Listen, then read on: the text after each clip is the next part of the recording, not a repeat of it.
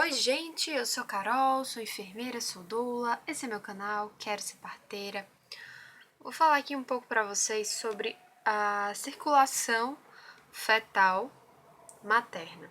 Como é que se dá essa passagem de sangue, nutrientes e tudo mais via placenta para o feto, certo? Então é o seguinte, o bebê, ele tá ligado no cordão umbilical. O cordão umbilical, ele vai possuir duas artérias e uma veia, certo?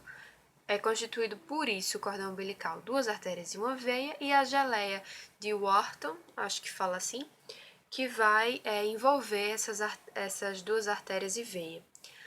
O sangue fetal pouco oxigenado, ou seja, pobre em O2, ele flui para a placenta pelas duas artérias umbilicais.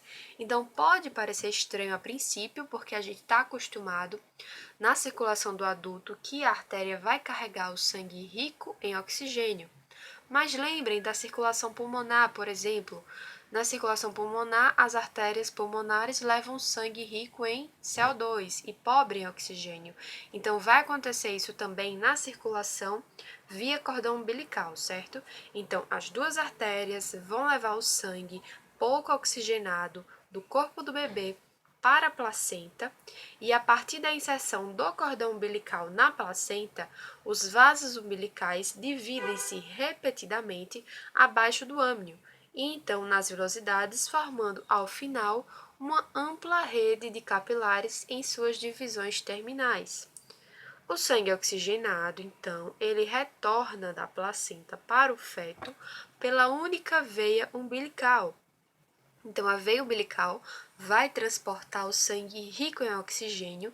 A troca gasosa foi feita lá na mãe, certo? Então, o bebê ele não realiza essa troca gasosa. Por quê? Porque ele não está respirando ainda.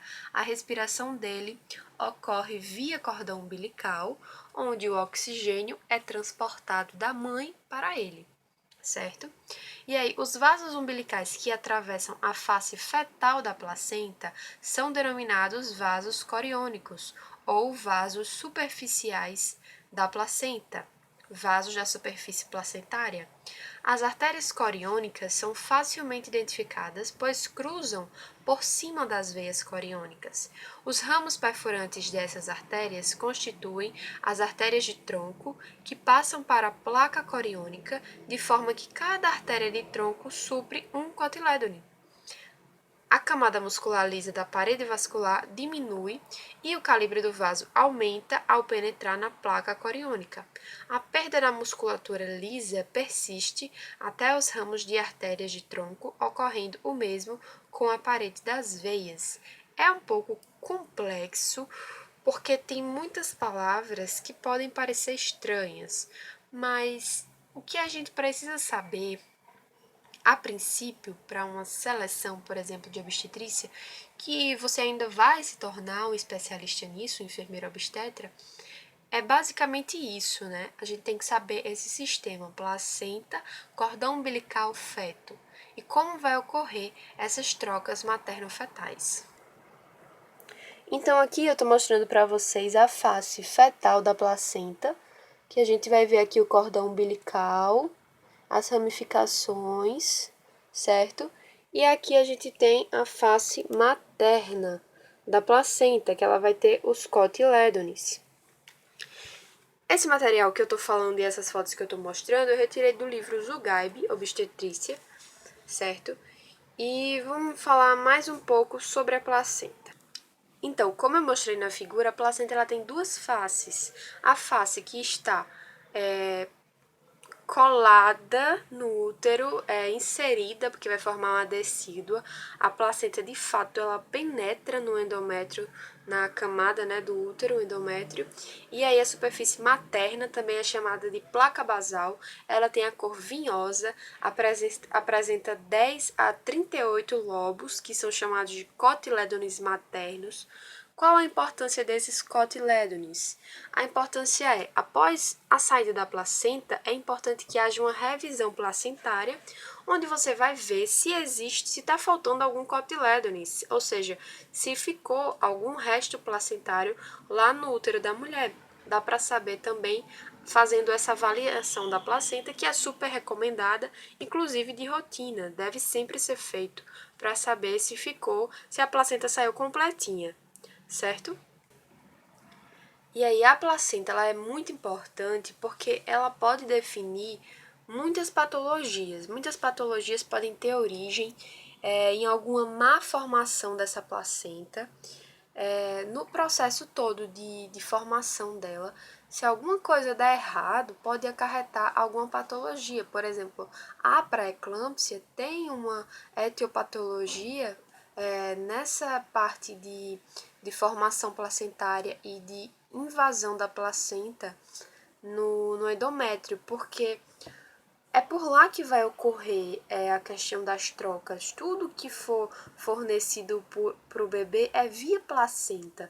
Por isso que a gente dá tanta importância para ela. Para a placenta, uma placenta bem implantada, uma placenta saudável, uma placenta eficiente, que formou todos os vasos, todas as artérias bem adequadamente, ela vai proporcionar uma gestação segura.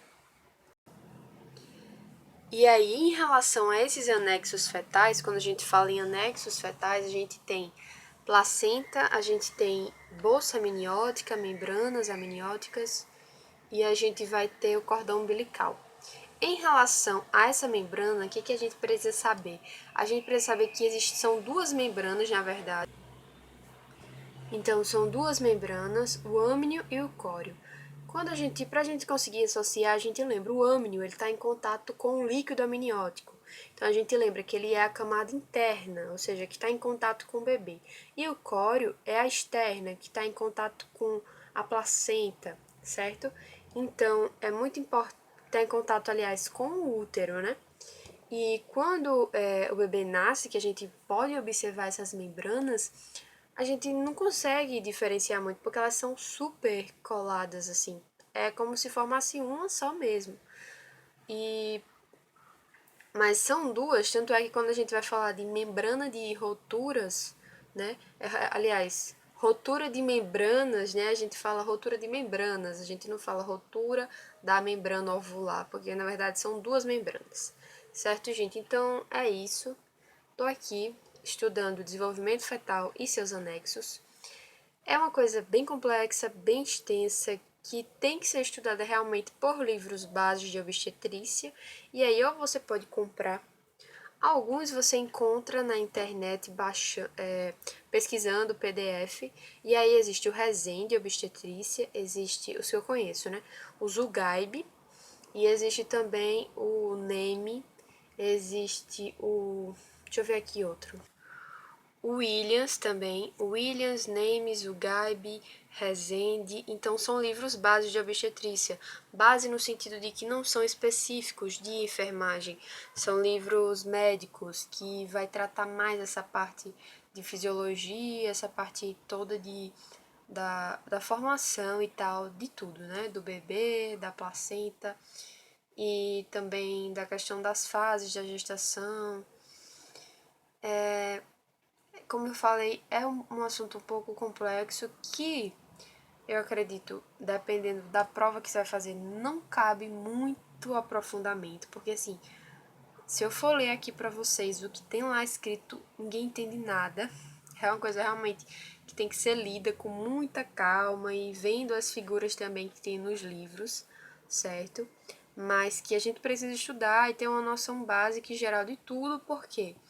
Porque essa parte todinha é a introdução, né? É a base de tudo, é a base para a gente entender todo o resto da obstetrícia e da gravidez. Desculpem os erros de gravação, o vídeo não será editado, porque eu tenho ainda muita coisa para terminar de estudar. Qualquer comentário, correção, sugestão, etc., podem deixar aqui nos comentários. Vamos continuar estudando, não desistam, tá? E é isso, eu sinto beijos pra vocês e até a próxima!